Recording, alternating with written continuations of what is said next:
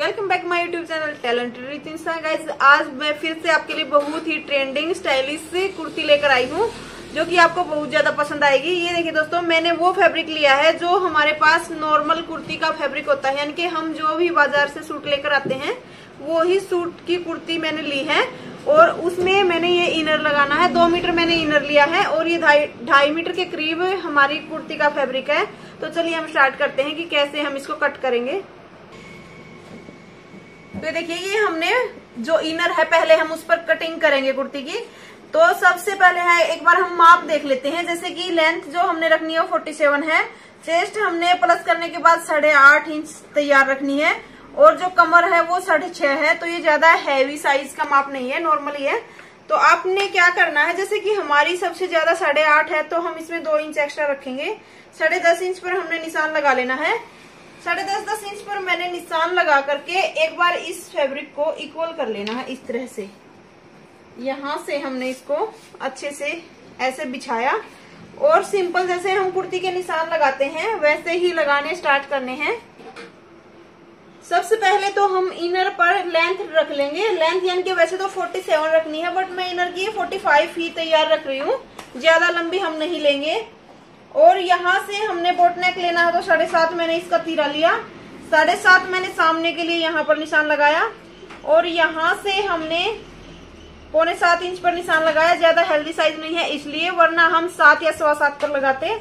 और 14 इंच पर हमने कमर का निशान लगाया और नीचे हमने 21 इंच पर हिप का निशान लगा लेना है। अब हमने यहाँ से हल्की सी राउंड शेप दे देनी है। ये राउंड शेप हम वहां तक देते हैं जैसे कि हमारी जहां तक चेस्ट का माप आता है 8.5 का आया। और नीचे का दोस्तों हमने कोई हिप का और इसका माप नहीं लगाना, ये आप इस कुर्ती में ध्यान रखना। जैसे कि यहाँ तक हमने निशान लगाया, उसके बाद जो छटाई वाला निशान है वो भी हम यहाँ पर आपको लगाकर दिखा देते हैं। यहाँ 1 इंच मैंने अंदर की तरफ लिया और यहाँ से भी हमने ऐसे राउंड शेप देते हुए ये छटाई कर लेनी है। बोट नेक हमने 4.5 इंच ब्रॉड रखना है, 1/2 इंच का हमने झुकाव दे देना है। ये फ्रंट हिस्से के निशान हैं। अब हमने क्या करना है, ओनली ऊपर से इस कटिंग के ऊपर से कट करेंगे, नीचे हमने बिल्कुल सीधी कटिंग करनी है। ये हमने नीचे से बिल्कुल सीधा कट किया है। उसके बाद ऊपर से हमने जो निशान लगाए थे ये झुकाव और यहाँ से फ्रंट हिस्से के ऊपर से हमने कट कर लेना है। यहाँ से यहाँ इसके साथ हमने इस तरह से मिला देना है। तो यहाँ पर हम एक बार कट लगा लेते हैं क्योंकि हमें कमर का एरिया आ जाएगा। यहाँ पर भी हमने ये कट लगा लेना। कितना हिस्सा हमने फोल्ड करना, 1.5 इंच का मैंने फोल्ड किया।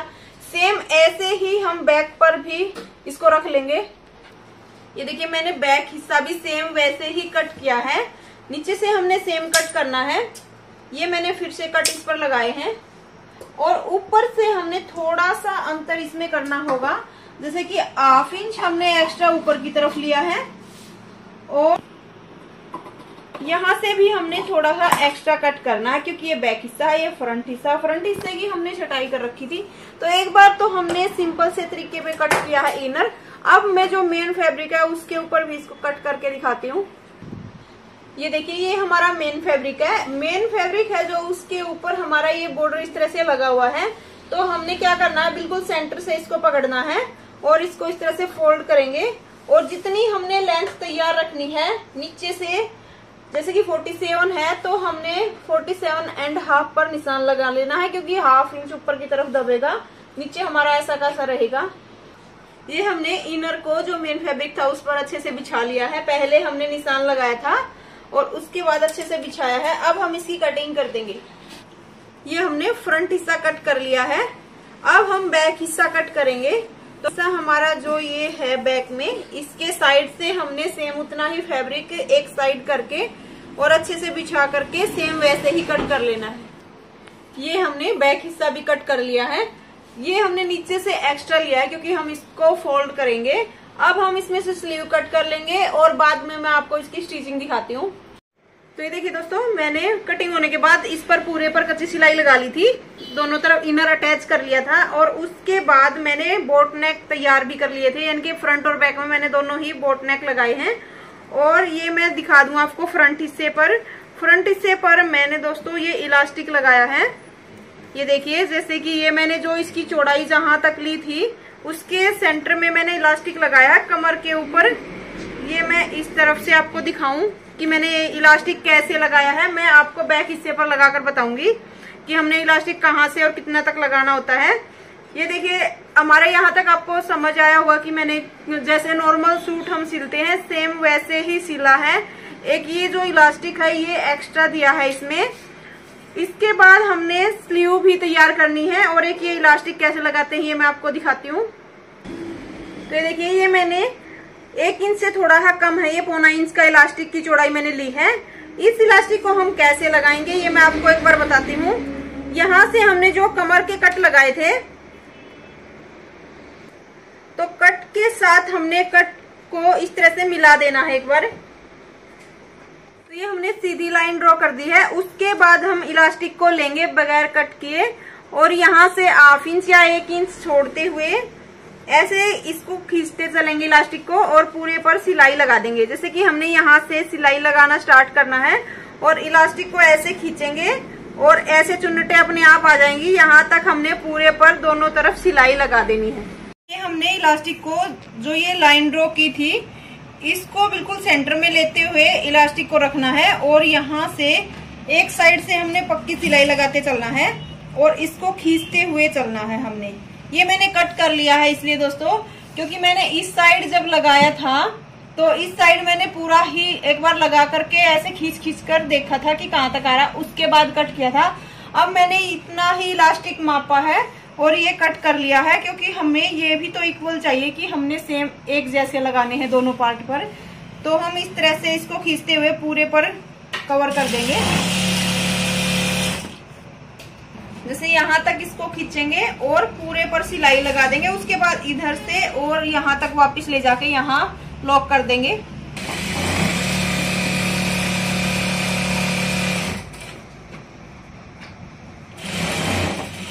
यहाँ तक हमने सिलाई को कवर किया और यहाँ इसके साथ ऐसे एक बार मिला देंगे। ये हमने इलास्टिक लगा लिया है दोनों तरफ, इधर भी और इधर भी हमारा दोनों इक्वल हो गए हैं।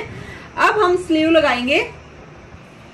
ये देखिए मैंने इसमें भी इलास्टिक डाला है। तो ये किस तरह से हमने डाला है, ये स्लीव ली, यहाँ हमने इस इलास्टिक को ऐसे रखा और यहाँ तक मिलाते हुए एक कन्नी पर सिलाई लगा देनी है। ये इलास्टिक हमने इतना लेना जैसे हमने हमारी मोहरी जितनी तैयार करनी है उसे 1 इंच एक्स्ट्रा, यानी कि हमारी मोहरी जैसे कि 5 इंच की है, डबल में 10 इंच की, तो हमने इसको 1 इंच एक्स्ट्रा लेना है। 12 इंच आप ले सकते हो, 11 ले सकते हो।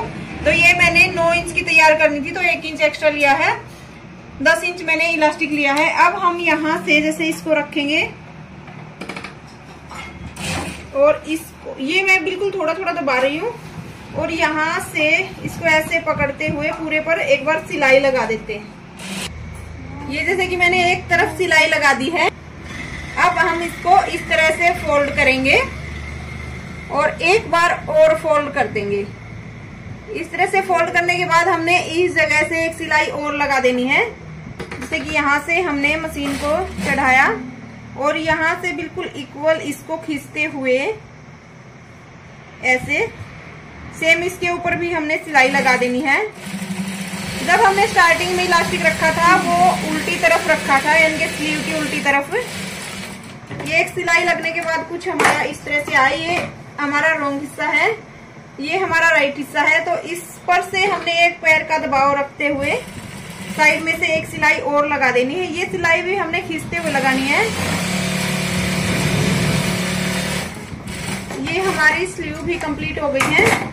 अब हमने जो ये कुर्ती तैयार की थी इसके साइड में पहले स्लीव अटैच कर लेनी है, यानी कि ऐसे ओपन किया और इसके साथ स्लीव अटैच कर लेंगे जैसे कि यहाँ पर, और उसके बाद पूरे पर फिटिंग का निशान लगा देंगे स्लीव से लेकर के नीचे तक।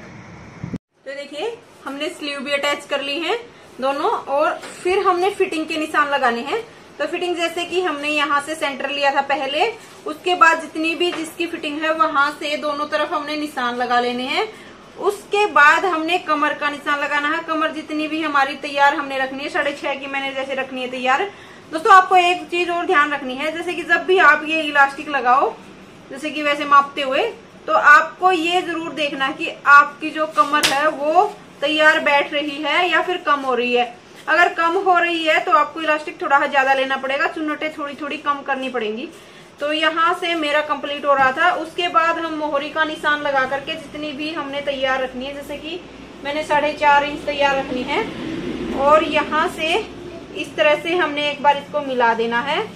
उसके बाद हमने फिटिंग का निशान मिला देना है यहाँ से, और यहाँ से लेकर के हमने जहां तक हमारे चाक के निशान लगाए थे यहाँ तक ही सिलाई करनी है। यहाँ भी हमने फिटिंग का निशान लगा लेना है कि हमने कितनी करनी है। जैसे कि हमने सेंटर का निशान लगाया एक बार, यहाँ हमारा सेंटर का निशान आया, और 8.5 इंच हमारी जो हिप है उसका निशान है। तो यहाँ पर 8.5 और इधर भी 8.5 ये निशान हमने लगाए, और इसको भी इस निशान के साथ हमने अच्छे से मिला लेना है इस तरह से। ये हम बिल्कुल जो सिंपल कुर्ती की फिटिंग लगाते हैं सेम वैसी लगा देंगे। और नीचे जहां हमने ये जो चाक हमने छोड़े हुए हैं इसको साइड में चाक ही छोड़ेंगे।